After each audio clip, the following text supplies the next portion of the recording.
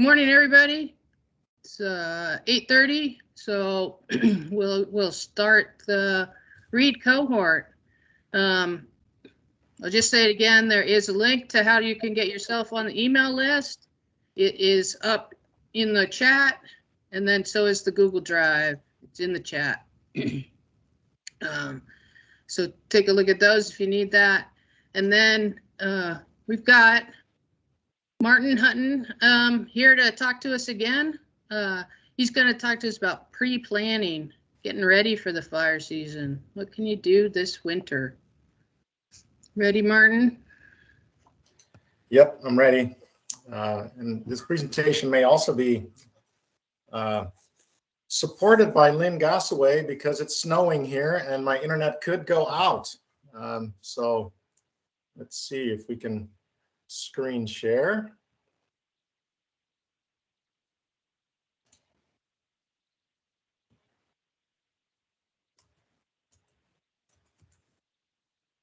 What are we seeing right now? This is not the first page. Are we up? No.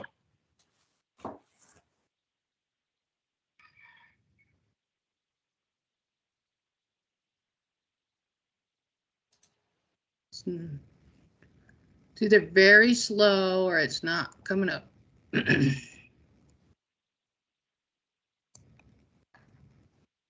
You still there, Martin? I am still here.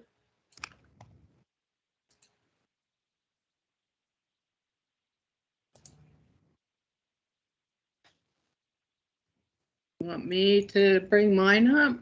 Yeah, it's something's not working. I hope it's not because I have a different computer and I only have the browser version.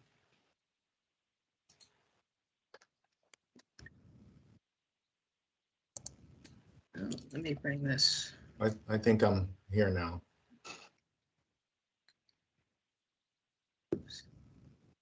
You're up. Okay, great. Well, good morning, everyone. Thanks for having me again. We are going to talk about pre-incident preparedness. I think this is the essential sauce of successful resource advising. If in the past decade or more, we've learned one thing, it's really that without pre-incident planning on your home unit, if we are not prepared for a major incident, we really cannot make the best decisions on the fly in case of a rapidly evolving incident. So, are you ready? Is your unit ready? Ask yourself that. The more natural resources, the more special type of resources, natural, cultural, you have on your unit, the more planning is needed. The more incident prone your unit is, the more planning is needed. The more irreplaceable resources you might find on your unit, like endangered species, the more planning is needed. So let's kind of look at this little passage here in the Resource Advisor Guide in 2017. It basically talks about putting yourself in the role of a resource advisor from outside your region, responding to an incident on your home unit. What information do you want? What information do you need? You know, what are some of the barriers to the availability of that information? This passage really can make you think. And when you do that thinking ahead of time in the pre-season, you can gain a lot when that incident does happen. So when the local resources are falling short, or when the local resources are too busy evacuating and taking care of their loved ones, and when your home unit just isn't ready enough to transfer all that knowledge and to pass it on onto those non-local resources that are coming in to support that incident. You know, think about those kinds of things. This has happened a number of times in the last few years. All the pre-planning the home unit has done basically went by the wayside when the local resources were busy evacuating. So pre-planning helps to avoid unnecessary impacts. Basically, I've been thinking about this for a while, and I've kind of reorganized and consolidated, my thinking into different steps that help kind of break down this whole process. And so here's these 5 steps, and there's probably not even 5, there's probably 6 steps or 7 steps. Let's go over them. So it's compiling critical data for your home unit, compiling avoidance guidances and resource protection measures appropriate to protect those critical resources on your home unit. It's centralizing all that information, perhaps in a data vault or something like that. And it's developing the local readiness of your resource advisor team, whether those are reads or larger than leads, but that local team, get that ready.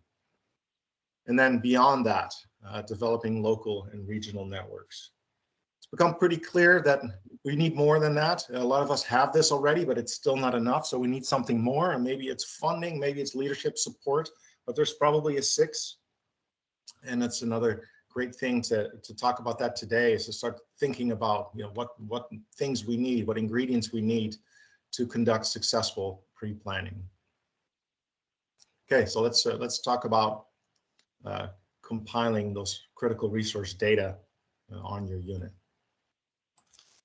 Maybe first start with a picture. So the picture was taken on a fire in Yosemite quite a few years ago now, and this local resource advisor is standing by a really large tree. It's the largest pine in the world, and the park did not know that this critical resource existed in the park. It didn't track that itself at that time, even though Yosemite at that time of the Rim Fire, 2013, was one of the parks that was leading the way in terms of pre-incident planning.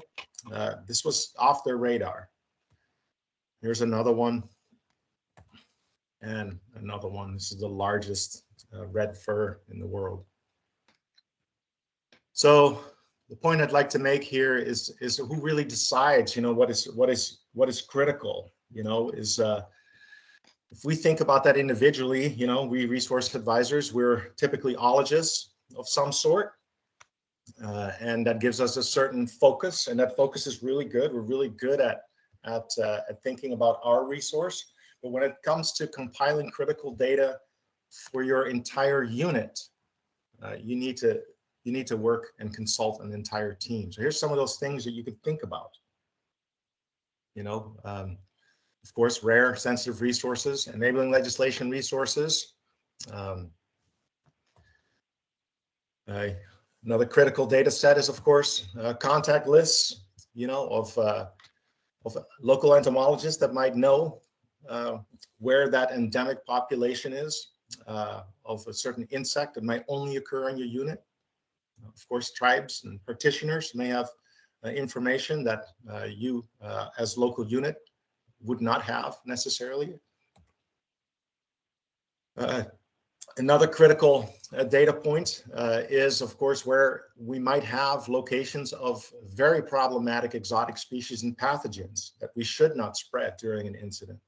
And this is particularly clear in units that have lots and lots of T&E species and also lots of horrible invasive species. And we often think about plants, but if we think about the situation in many of the Hawaiian Islands, it could be things like fire ants, very serious problems that have major consequences in case they are spread. And so those require special resource protection measures.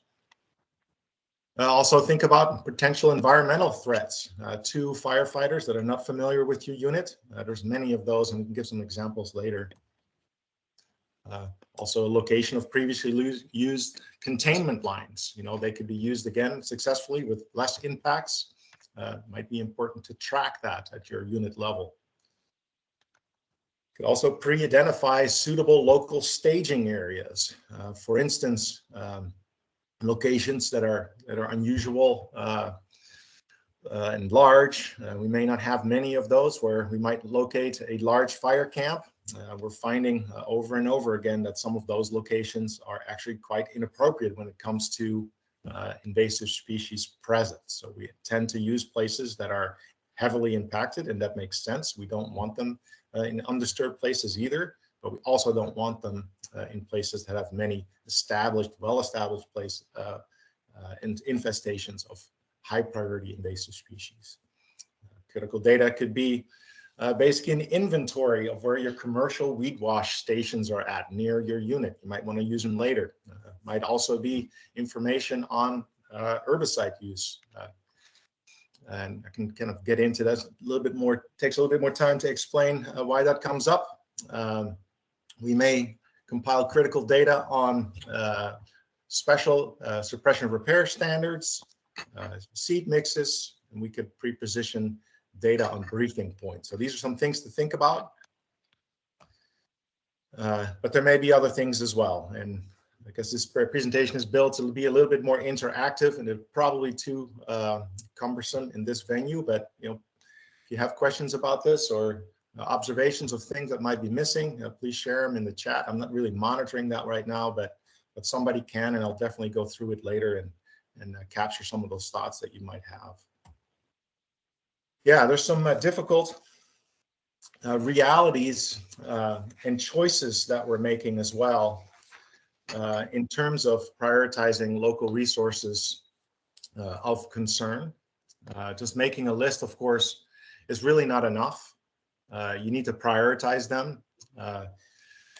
Maybe you need to come up with that list of 10 that you would really cry over, but that is often difficult. But it's really important to involve your agency leadership, your agency administrators, to make sure that they weigh in on the lists that you get from the ologists and specialists, and make sure that they have a chance to weigh in on what the priorities are. Remember, polygons all look the same on a map. So if we come up with a map where critical resources are at, make sure that that is all properly prioritized on those maps as well. In and during pre-planning, consider what our options might be to reduce the risk of impacts to these resources. So it's really important when you come up with avoidances and resource protection measures is that you operationalize those. And it can be very handy to have firefighters on your team of local resources to kind of help you with that process. So another thing to think about is more simple things. If we're thinking about resource protection measures, so structure wrap or a certain fuels treatment prescription, it's important to think through every component of those. For instance, for fish screens, if we want special type of containment to safeguard aquatic organisms, where will those be coming from? Who has those? Tends to be a problem, comes up every season. Is it where these things are coming from? Are they coming from the cache? No. Oh, they're not coming from the cache. Where are they coming from? Okay, and then here's another thought is to pre-position in pre-planning certain pre-attack maps with suggested containment line locations in case of an emergency.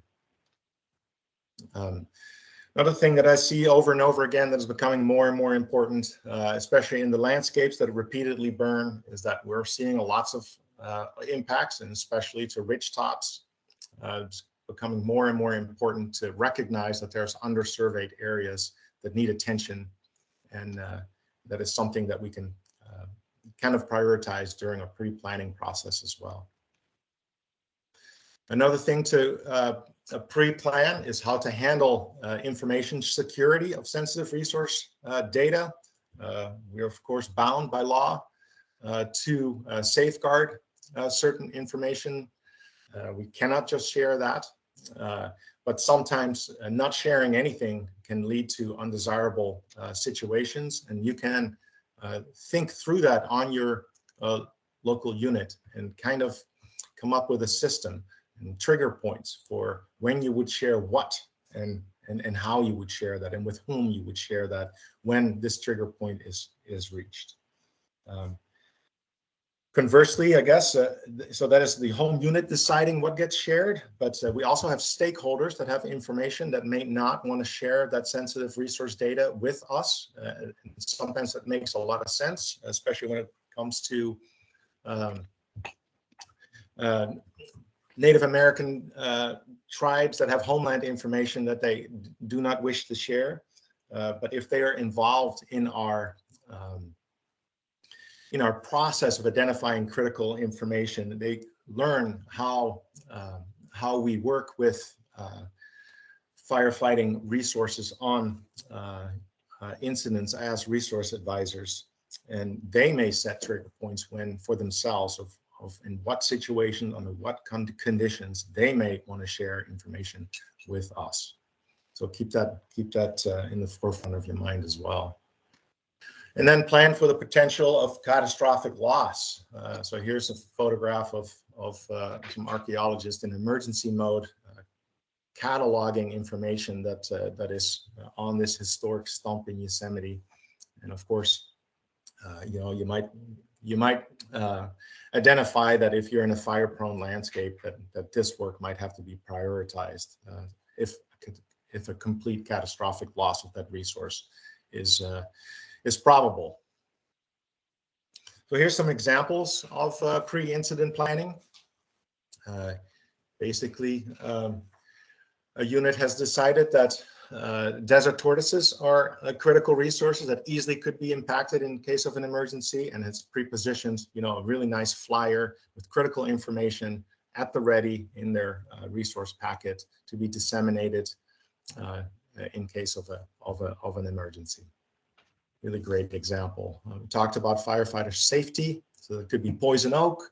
It can certainly also be unexploded ordnance. That's not so common, but abandoned mineral lands, very common. We have some here in Glacier Bay that are hazardous. And so it's a really nice little flyer that's at the ready to be shared in case of an emergency. Here's some information that's been pre-positioned to guide a special suppression damage repair activity, vertical mulching. And so it's another great example of what you might think about on your home unit in terms of getting ready. Here's an example of critical resource mapping. Retardant avoidance is pretty typical. Here's an example of briefing points for the lead resource advisor to basically brief the incident personnel at briefing time. So a great example of going the extra mile in pre-incident planning. All right, so let's talk about compiling guidance on avoidances and resource protection measures. So everybody is pretty familiar with retardant avoidance, especially the aerial retardant avoidance, but we also need to now think about ground-based retardant avoidance areas as mobile retardant is becoming more and more common on incidents, at least in the West. And we are all familiar with, certain setbacks for riparians, but there's many other kinds of impacts that can occur as a result of retardant. You could think about pictographs or petroglyphs that can be covered and caked. That's undesirable, but you can also think about special habitat types. So for those habitats that could be metavolcanic balds, such as you might find in California, and they are phosphorus limited. And if you dump a bunch of retardant on there, those habitat types can completely change, and those rare plants that occur in there could be affected. And so you might think of that in terms of retardant avoidance areas as well.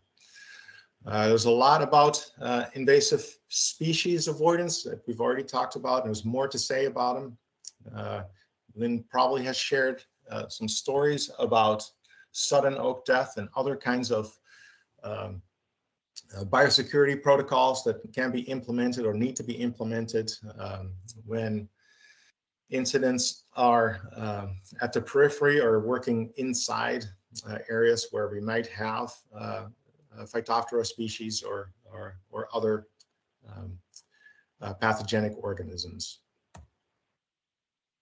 Another mounting problem is the ongoing infestation of aquatic invasive species in important waterways that could be used and therefore spread during an incident. Another important thing to think about in pre-incident planning is like, where are the aquatic invasive species and where are no dip sites? Yeah, think about chytrid in that same vein as well. Think about heavy equipment restrictions for wilderness, for desert tortoises, sequoia dendron groves, or any other types. And you could also think about restrictions to aviation, whether permanent or, year-round or seasonal.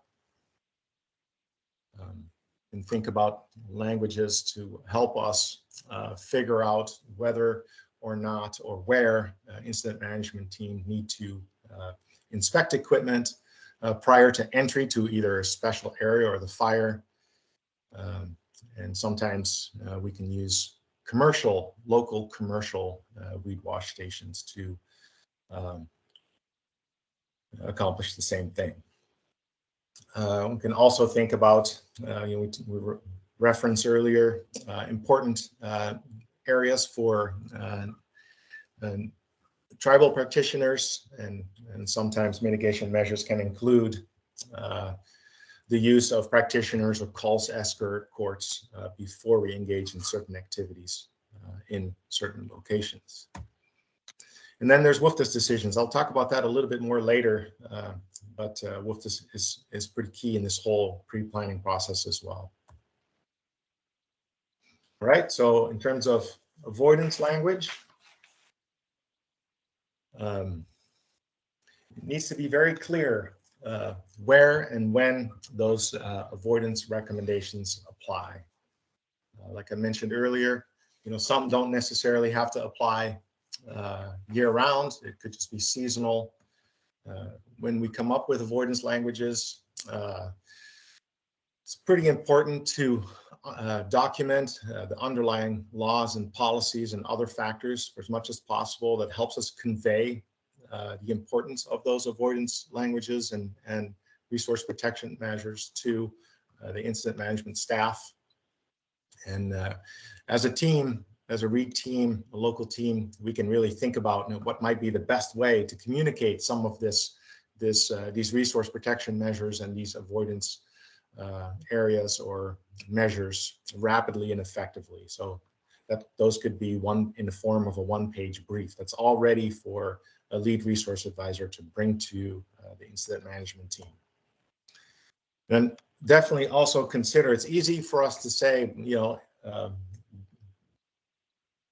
in advance of an incident, we're not going to do this, we're not going to do that, and we're not going to do this, and we won't do this. And but then this really ends up constraining fire and fire suppression efforts, and that will lead to a growing pressure on the agency administrator and lead resource advisor to basically come up with a variance for all these constraints. And so make sure that when you come up with resource protection measures and avoidances, that you are well supported. Yeah, and certainly be strategic about labeling things as sensitive. I think this is one of the more important take-home messages. I am not really a specialist about all things sensitive, but clearly there are things that we cannot share with the public, potentially with the incident. But there are sometimes ways to anticipate what might happen when we don't share information with the incident.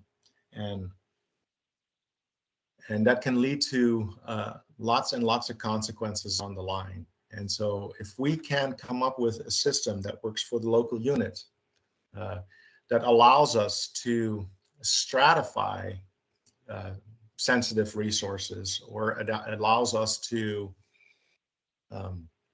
somehow guide resource advisors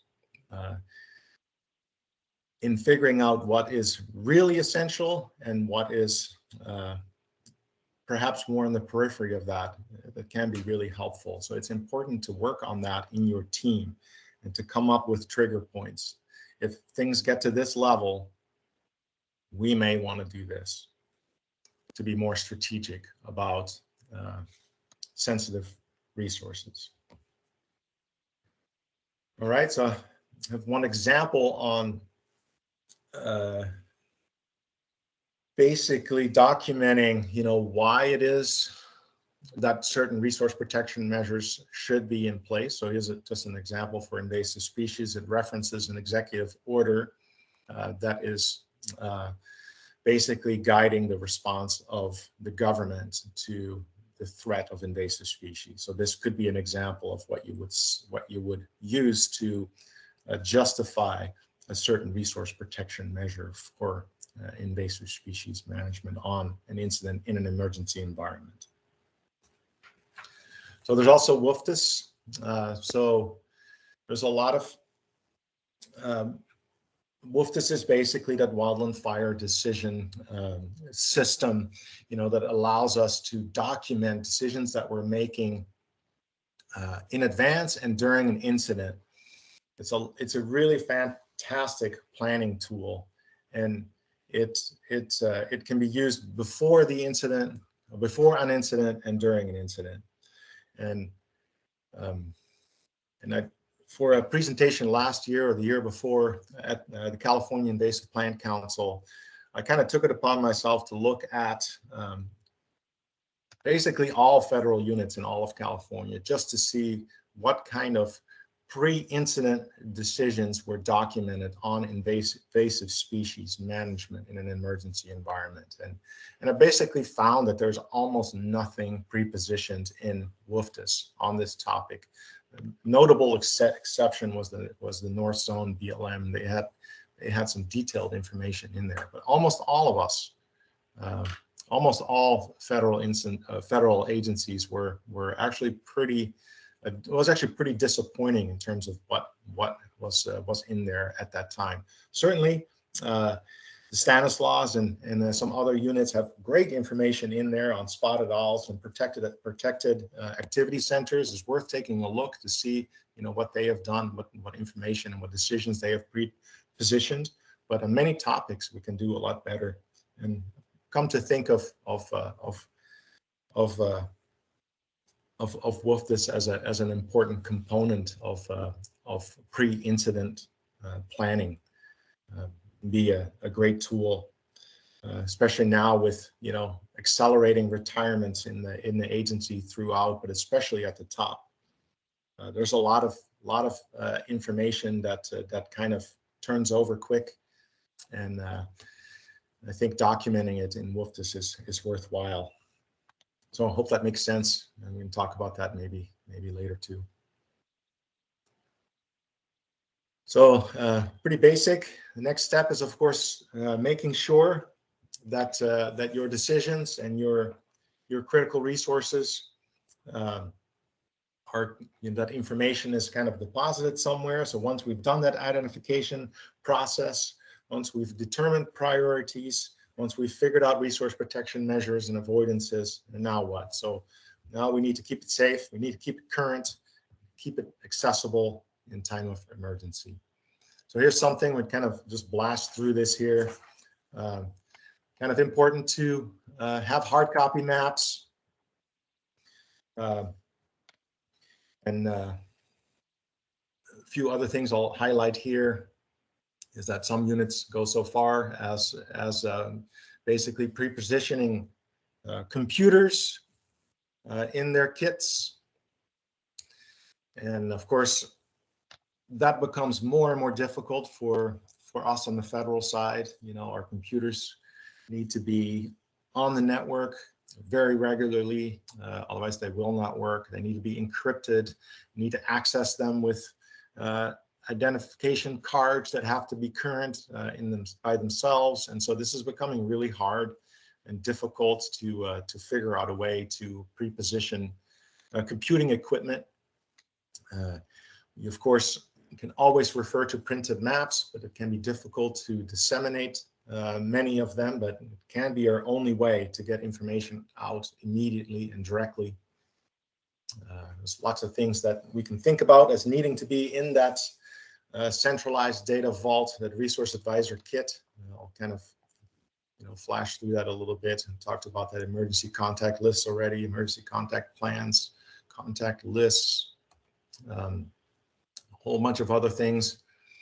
We can probably just blast over the resource. The READ specific flagging is a kind of a topic that that bothers me at times. I've been advocating for a NIFC specific flagging standard that would help us flag areas that would be different than your normal treatment areas. So I'm not sure what it could say, but it could say special treatment area or something that flags that. We don't have that standardized flagging right now, but I'd like to see that happen at some point. But if you have determined on your local unit that you'll use this kind of flagging for archaeological sites or important natural areas, then you would pre-position, of course, that READ specific flagging in your READ supply cache. Okay, so this is the next step in your process, is to develop your local READ readiness. And that sounds really simple, but it's actually pretty difficult to do because it requires constant work.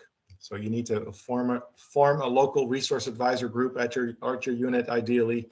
It doesn't necessarily have to contain only local resources. You identify a lead, you become a team, but ideally then you start including members that are not directly resource advisors. You can include your AAs, your FMOs, and I mentioned earlier, fire operational personnel can really help you stay grounded. That is key. Yeah, let's see, what else do I want to say here? I think this is an area where we can all do better. We're all so busy working for the federal government by and large.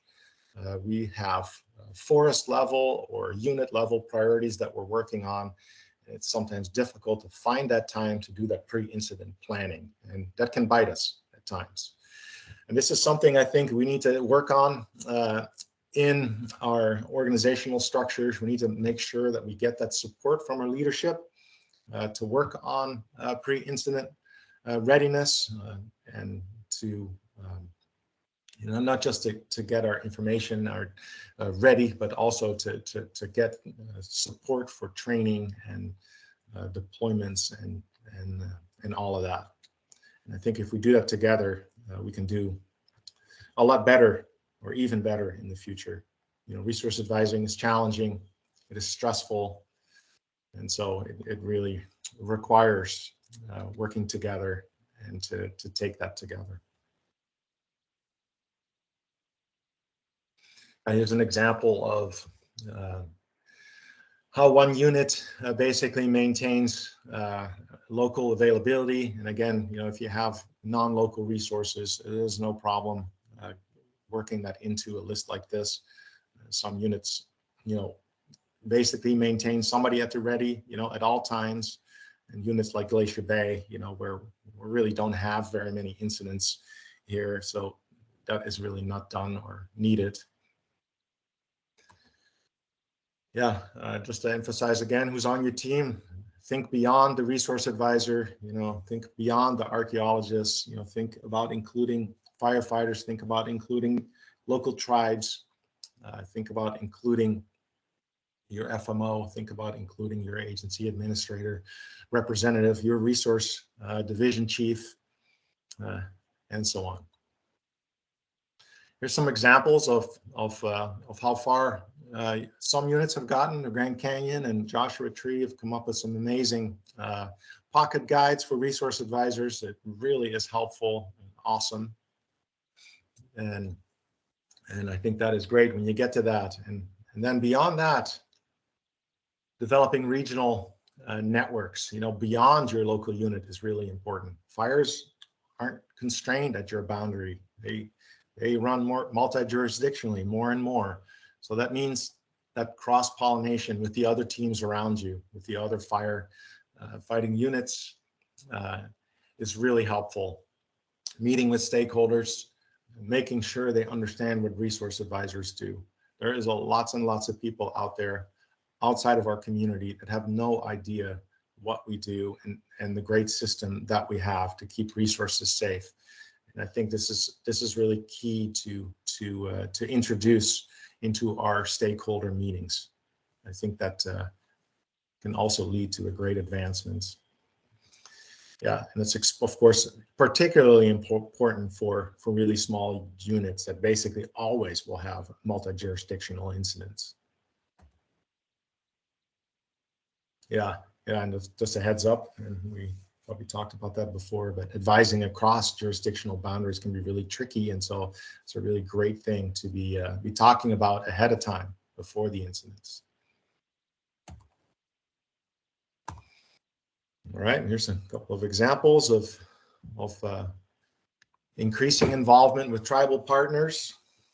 It's been a really fantastic development. Yeah, and then that last part, what else, you know? Why is it that so many units have lots and lots of incidents and still have much room for improvement in terms of pre-incident planning and preparedness? You know, why is that? What can we do better?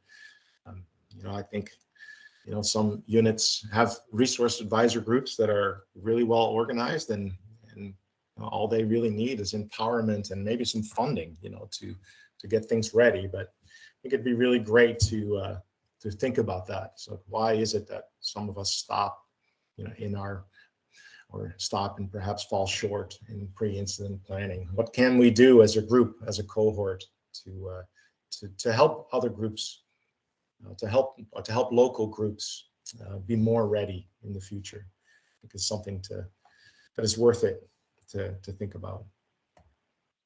And that's it. So I'll open it up.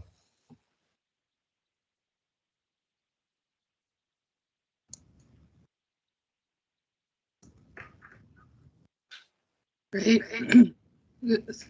Thanks, Martin. I will say, just from my experience this last summer, you know, I work on the Lassen National Forest, and we had the Dixie Fire. So almost 1 million acres, only 50,000 acres or 45,000 acres short. And we had a read guide that I created with a bunch of help from other people on the forest. And it's the only time in my career that I've actually used probably every page out of that resource advisor guide and realized, oh, we didn't know about this thing, and we didn't know about this thing. So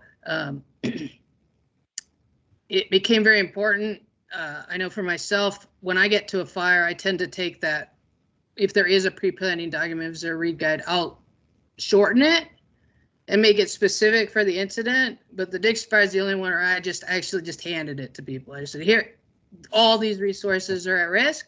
All these resources need to be addressed, and go for it. And I will say with that, the GIS that part was the biggest part to deal with on that. And I did see that Heidi was on this call. I don't know if Heidi wants to address this. I want to address that when you have a really big incident like that, the GIS, it becomes such a big thing. And even if you can get all the GIS for all these sensitive resources to the reads and the ARCs in a good way, which I think that Heidi helped, and a couple other GISs really helped get that set up and done on the Dixie. The problem was that data was so overwhelming that I don't think the reads actually knew what to do with it. And I'm now thinking about that idea of how do you pull out of all these data sets and somebody's looking at it, oh, that data, that resource needs to be flagged and avoided. That one's just there so we know it and we can talk about it. You know, things like fens and vernal pools and flagging those off, and those get the same protection as an archaeological site, versus a huge polygon that takes up, tens of thousands,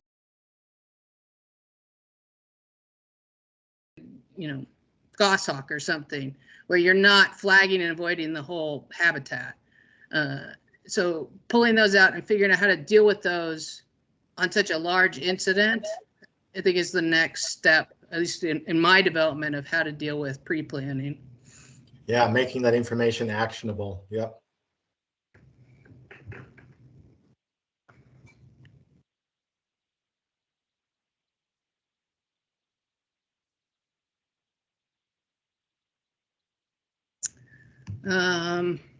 Like I said, I was trying to address comments.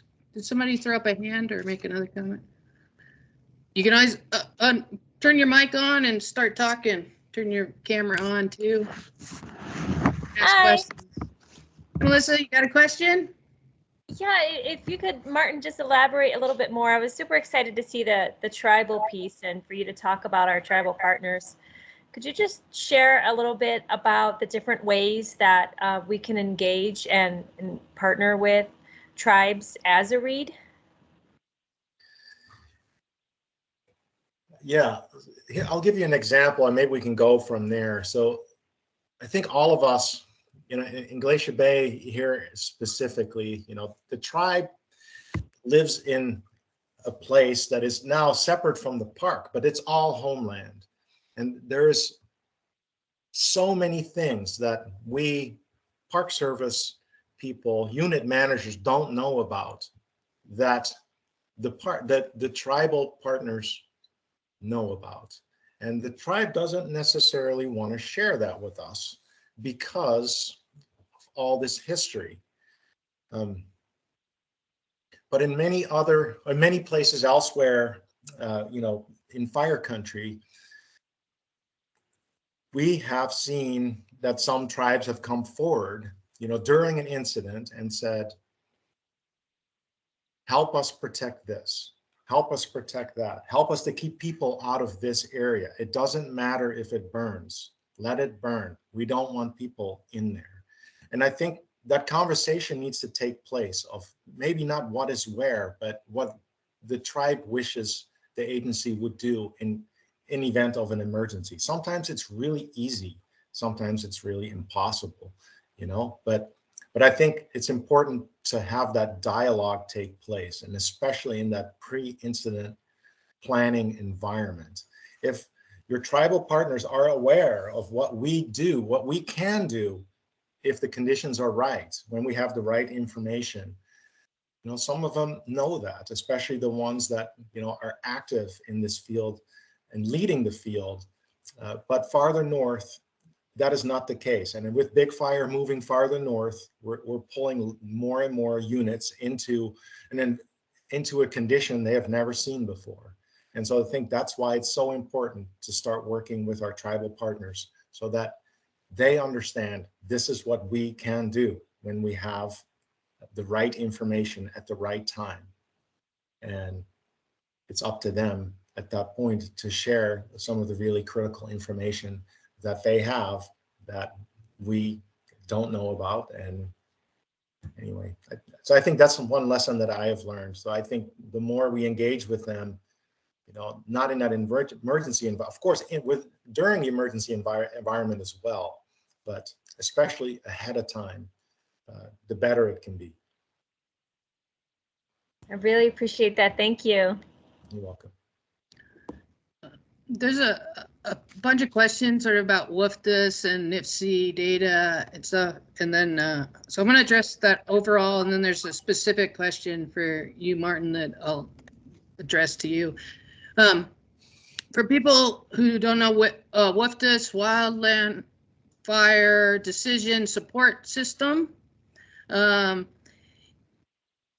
lot of this information, especially the generalized information, should be in WFDS. There should be a crosswalk. You should be working, if you're building a read guide for your local unit, you should be talking to whoever's works on in your WFDS and make sure that what's in WFDS you're addressing and all the stuff you're addressing gets into WFDS too.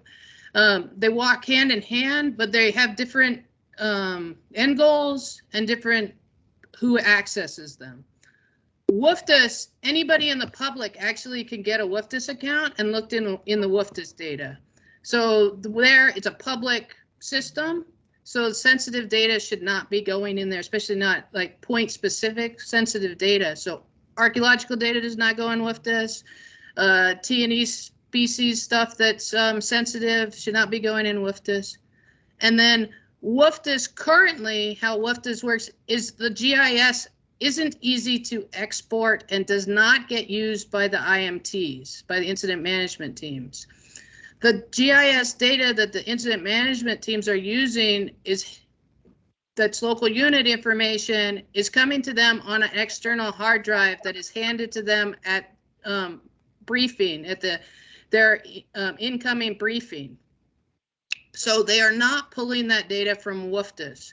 What the incident management team is using is the WFDS report that is signed by the line officer who's in charge of that, the AA who's in charge of that fire. And that report, lots of people on the team, mostly in the C&G, the command and general staff, may be reading that, combing it for things that they're supposed to do, things that they're supposed to protect.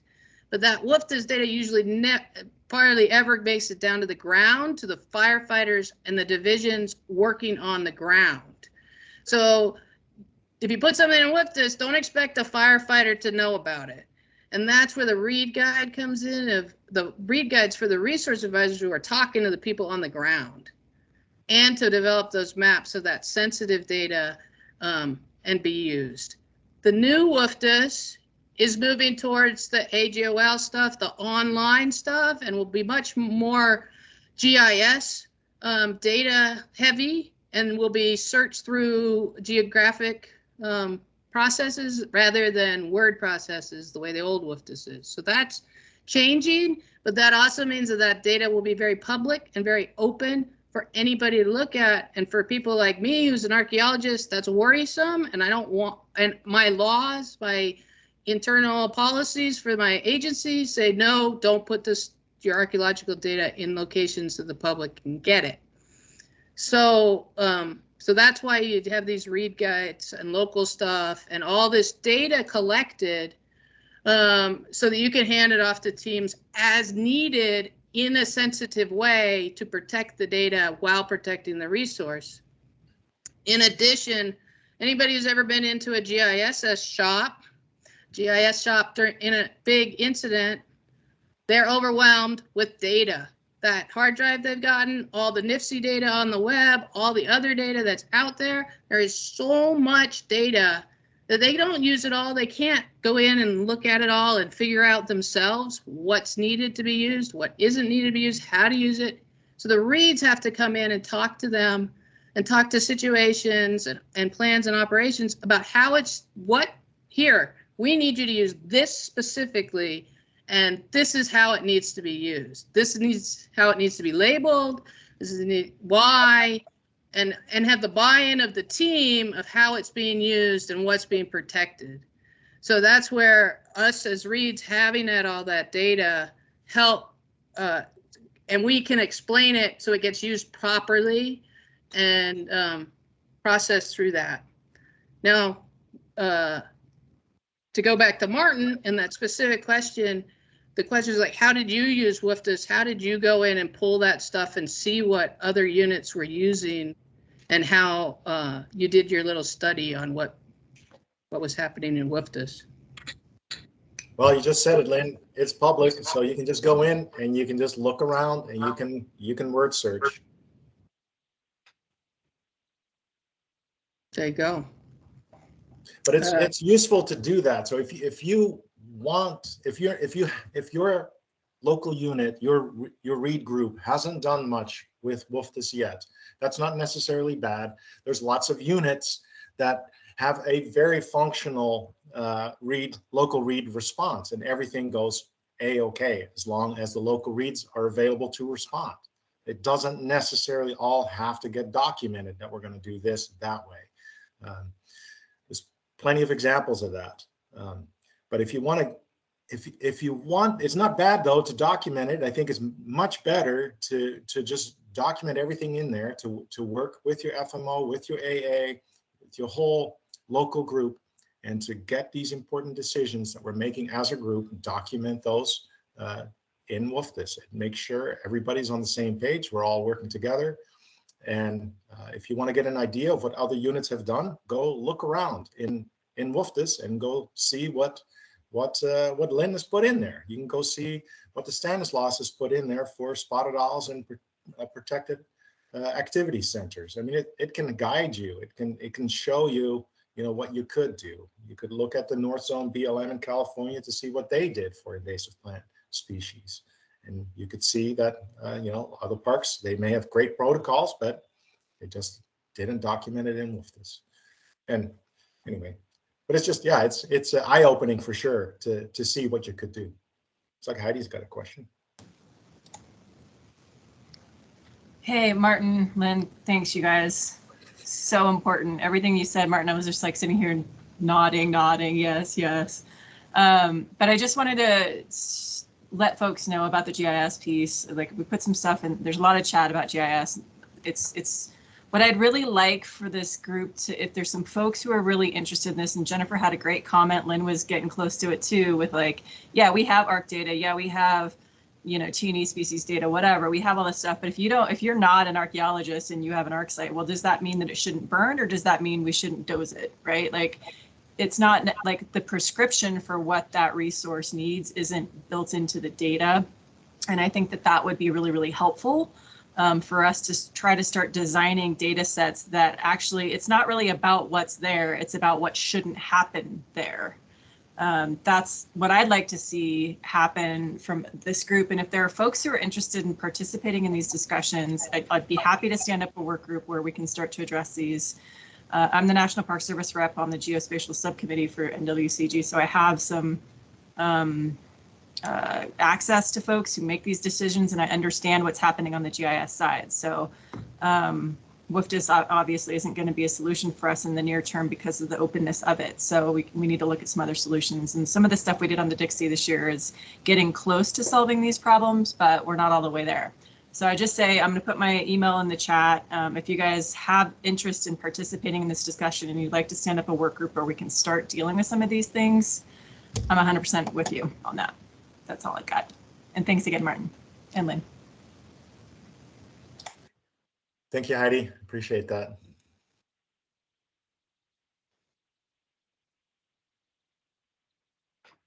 Yeah, I would just say maybe Heidi would jump back in on this, but that GIS data, as I said, the overwhelmingness of it, and even the overwhelmingness of it, just on the read side during a big incident, that's another reason that you just can't hand this off to a team and expect them to come up with what actually might work for a resource advisor. Because yeah, what do you do at that location? And the amount of data can be really overwhelming. Even on the read side,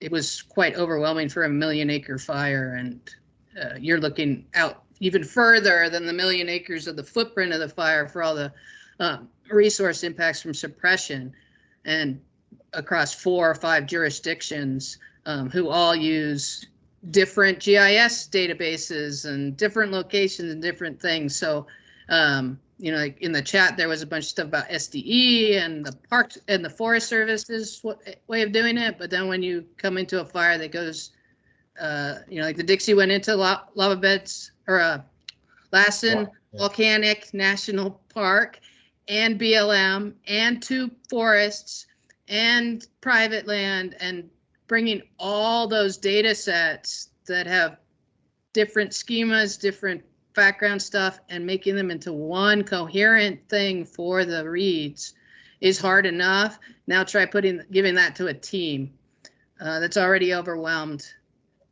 So just another click for making sure you coordinate with your externals, your other groups around you, and think about that integration when the fire crosses that boundary, because it doesn't know there's a boundary. I got a question too, Lynn. Mm-hmm. So Go. there's like 165 people here on this call. We're all listening to Martin talk about pre-incident planning. But what is your perception is really needed? What is holding us back from not doing more and better pre-incident planning? Is it time? Is it leadership support? Is that what we need? What do we need? More examples of what can happen? I would really like to know that. And if people want to just punch this into the chat, then I'm going to go through it and I'll incorporate this in for my next presentation on this topic sometime. But I'd love to hear what you got to say, Lynn, and I'll promise everybody who types it in, I will read it all. I would be like, we're already overwhelmed with our day jobs, and reads like somebody just put collateral duty. And so we don't have a lot of time to put into this. So it really takes the individuals. It's not a priority on units because we don't have people who assigned as reads. Like, so there are a few of us that are read coordinators. There's a few regions in the Forest Service that have read coordinators. There's a couple places in the Park Service. It's just like that it's taking that focus and focusing on it and saying, it may not be my thing, but it actually is part of my management of the resource. And that was, for me, that was the biggest click earlier in my career. Like, all right, if I'm going to manage archaeology, what's the biggest risk to my archaeological sites? Fire. There's all the NEPA for every project, and that's overwhelming. But if I want to long-term protect my resources, I have to like carve out my own time to deal with fire. But it's hard to carve out that time, and that's where I think it is. And hopefully with all this new money coming in, which is supposed to go towards planning for fuels and stuff, we can start getting positions, or at least getting it more official for us as ologists, that this is our job. This is part of our long-term management of our resource, and then carve out the time to do it. Yeah, I think so too. Thank you for that.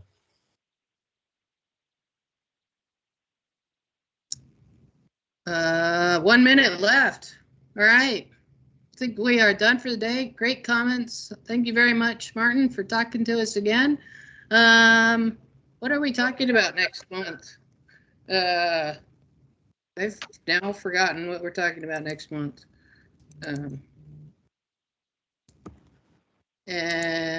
But we will send out.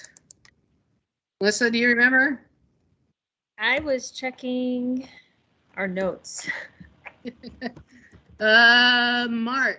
Retardant. February. We will be talking about retardant, and especially on the Forest Service side. Laura Conway, who's been the head of the new EIS for retardant, will be talking to us. So those retardant avoidance areas that the Forest Service has put in, and other agencies have taken on too. So the red stuff, the pink stuff, all over the landscape. Thank you, everybody. Have a great week. Thank you. Bye.